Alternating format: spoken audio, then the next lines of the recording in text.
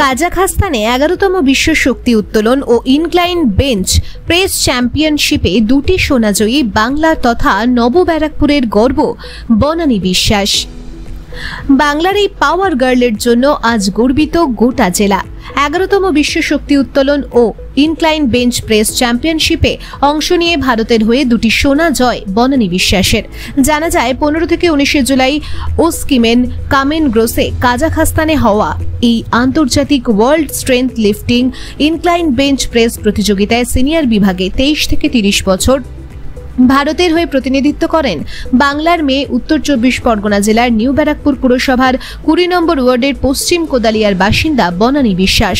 আয়োজক council of sports veterans of the east Kazakhstan region এবং Kazakhstan strength lifting. সোনা জয় করে সোমবার সকালে এলাকায় ফিরতেই যেন উৎসবের চেহারা নিল Bisharpara Kodalia rail station. Train থেকে নামতেই বাংলার এই মেয়েকে সংবর্ধিত করা হলো এলাকার বিভিন্ন সংস্থা থেকে শুরু করে পরিবারের তরফে। গলায় ফুলের মালা, স্মারক, সম্মান দিয়ে রাজকীয় সংবর্ধনা পেয়ে আবেগতাড়িত হয়ে পড়লেন সোনাজয়ী পাওয়ার গার্ল বনানী বিশ্বাস। বাংলা থেকে মোট 6 জন প্রতিনিধিত্ব করেন এই আন্তর্জাতিক চ্যাম্পিয়নশিপে। চীন, Nepal, Russia, Tajikistan, Mongolia, Pakistan সহ একাধিক দেশের প্রতিযোগীরা এই প্রতিযোগিতায় অংশ নিয়েছিলেন বলেও জানা যায়। পাশাপাশি এই একই বিভাগে 60 বছরের ঊর্ধ্বে বিধাননগরের অশোক ঘোষও সোনা জয় করেছেন বলেই জানা গিয়েছে। তবে নিউ ব্যারাকপুরের মেয়ে বনানী বিশ্বাসের এই সাফল্যে আজ যেন গর্বিত বাবা ব্রজেন্দ্রনাথ বিশ্বাস, মা প্রতিমা বিশ্বাস সহ গোটা বিশ্বাস পরিবার। পূর্বে বাবার কর্মসূত্রে রেলের চাকরি হওয়ায় উড়িষ্যায় থাকতে হতো। তবে অবসর নেওয়ার পর বর্তমানে 1 বছর হলো নিউ ব্যারাকপুরে মেয়েকে নিয়ে চলে আসেন বিশ্বাস দম্পতি। ছোটবেলা থেকে আঁকার প্রতি ঝোঁক ছিল মেয়ের। তার হাতের অসাধারণ রং, তুলি, পেন্সিল, জলছবির আঁকা ছবি দেখে তাক লেগে যেত সকলের। উড়িষ্যা, সম্বলপুর সহ সর্বত্র বিশেষ পুরস্কারও মিলেছে এই আঁকার জন্য। পরবর্তীতে শরীর স্বাস্থ্য সুস্থ রাখতে সাঁতারে ভর্তি করা হয় বনানীকে। সেখানেও জাতীয় স্তরের প্রতিযোগিতায় অংশ নেয় বনানী। তবে কোভিডের কারণে ছাড়তে হয় সাঁতার। তারপর থেকেই বিধাননগরের মুরারিপুকুরে শক্তি সংঘ জিমে ভর্তি হয়ে শুরু করেন শরীর চর্চা। প্রথমে বিষয়টি নিয়ে বিশেষ কিছু না ভাবলেও জিম ট্রেনার বিশ্বজিৎ সাহার বিশেষ প্রশিক্ষণে অল্প দিনের মধ্যেই নজর কাড়ে ছাত্রী বনানী। এরপর বেঙ্গল চ্যাম্পিয়নশিপের প্রতিযোগিতায় বনানীকে প্রতিযোগী হিসেবে সুযোগ করে দেন কোচ বিশ্বজিৎ সাহা। তারপর সেখানে জয়যুক্ত হয়ে সাফল্যে ওয়ার্ল্ড চ্যাম্পিয়নশিপের জন্য প্রস্তুত করিয়েছিলেন নিউ ব্যারাকপুরের মেয়ে বনানী বিশ্বাসকে।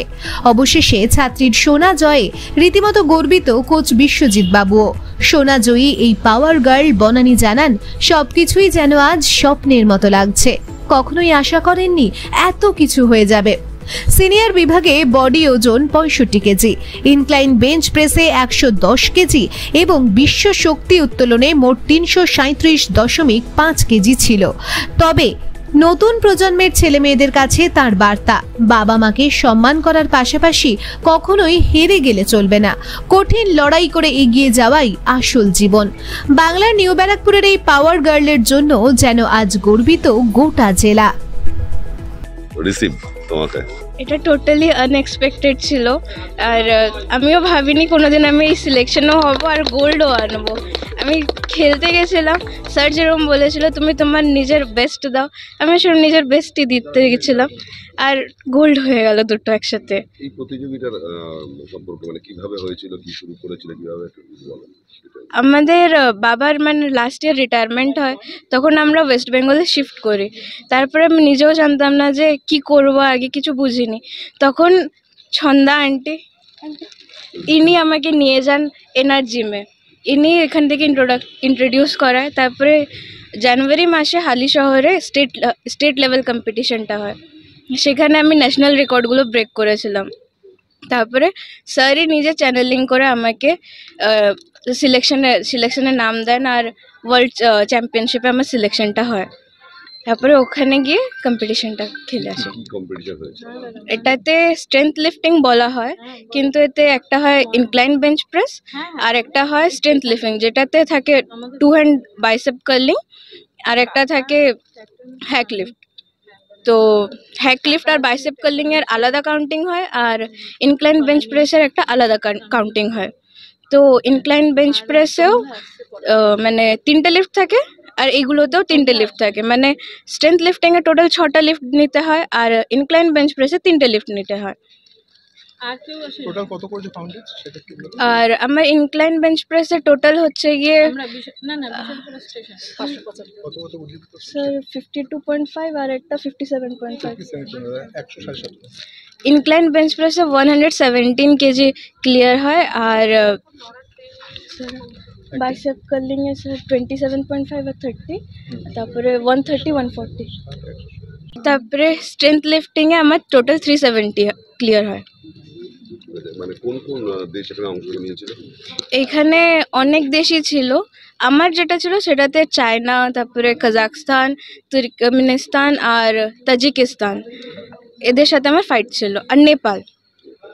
এটা কাজাকিস্তানই হয়েছে? হ্যাঁ। কতগুলো দেশ অংশ নিয়েছিল তুমি জানো? এতে প্রায় অনেকগুলো এশিয়ান কান্ট্রিজ ছিল, আর তার সাথে বাকি কান্ট্রিজের 7টা 8টা কান্ট্রিজ অংশগ্রহণ করেছিল। তুমি তো বললে এখানে নতুন এসছো, আগে কোথায় থাকতে? আমি আগে উড়িষ্যাতে থাকতাম। উড়িষ্যা থেকে এখানে কতদিন হয়েছে? এটা 1 বছর হবে। কবে গেছিলে?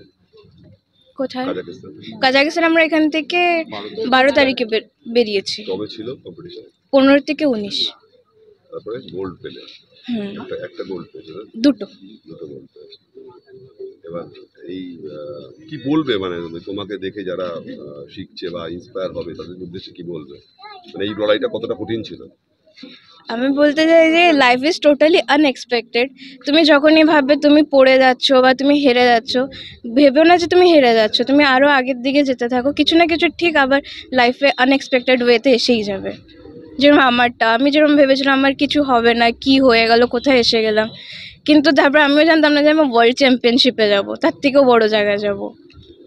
শুরুটা কিভাবে হয়েছিল তোমার ছোটবেলা থেকে যদি বলা হয়? ছোটবেলা থেকে বলতে গেলে শুরু হয় আমার ড্রয়িং দিয়ে।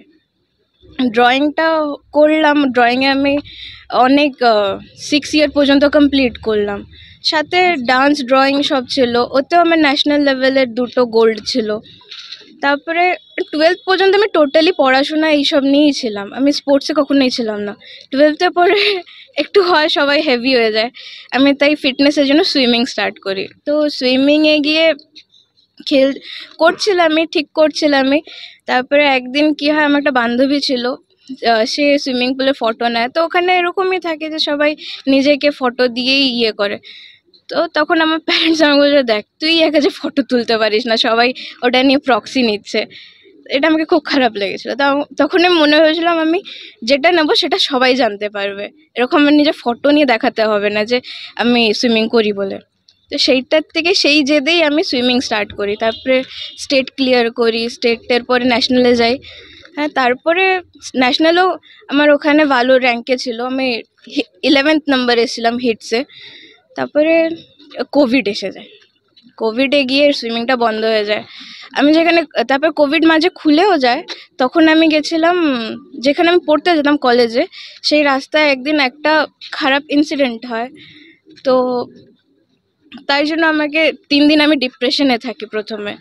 আমার সেখানে আরেকটা ফ্রেন্ড ছিল যে বললো কি তুই ডিপ্রেশনে কেন যাচ্ছিস, তুই সেটা শেখ না, তাহলে মার্শাল আর্ট শেখ যেটাতে তুই নিজেকে নিজে সাপোর্ট করতে পারবি, কিছু হবে না। তখন আমি জুডো ক্লাস জয়েন করি।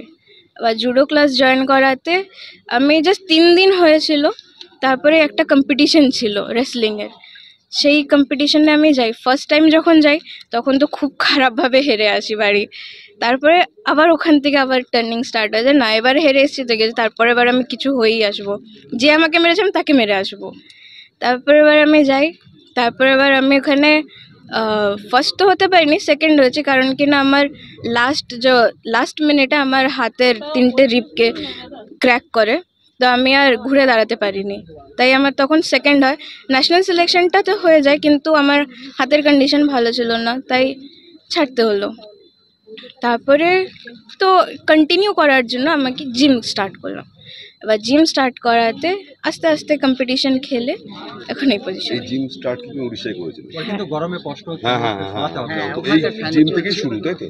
হ্যাঁ, আমি অপেক্ষা করছি, কারণ আমার মেয়ের খুব ইচ্ছা ছিল একটু ইন্ডিয়ান ফ্ল্যাগ গায়ে চড়াবার জন্য। আজও ইন্ডিয়ান ফ্ল্যাগ গায়ে চড়িয়েছে, আমি এর জন্য ভীষণ ভীষণ খুশি। না মানে এই মেয়ে মানে যাওয়া, মেয়ের মানে মেয়ের সাথে মানে কতটা কি সহযোগিতা করতে পেরেছেন, মানে এতদিনে মানে মেয়েকে যে এই জায়গায় নিয়ে গেছেন সেখানে তো আপনাদের সেটা অবদান নিশ্চয়ই রয়েছে। অবশ্যই প্রচুর কষ্ট করে প্রচুর রকম করে ওকে পাঠানো হয়েছে, অনেক ওকে এটা ওটা বলে বলে বলে বলে পাঠিয়েছি, তার সাকসেস হয়েছে, বিশাল খুশি। আপনার নাম? প্রতিমা বিশ্বাস। আপনি হাউসওয়াইফ? হ্যাঁ হাউসওয়াইফ।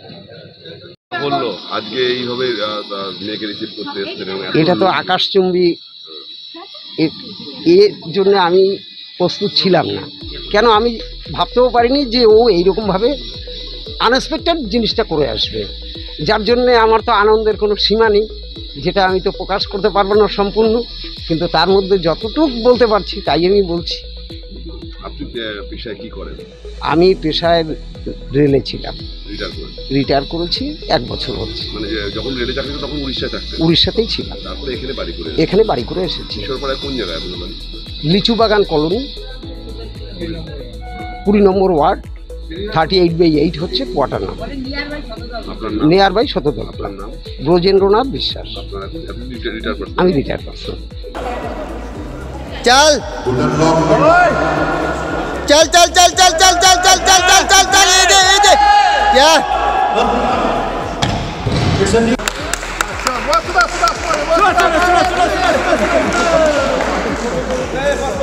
Good luck,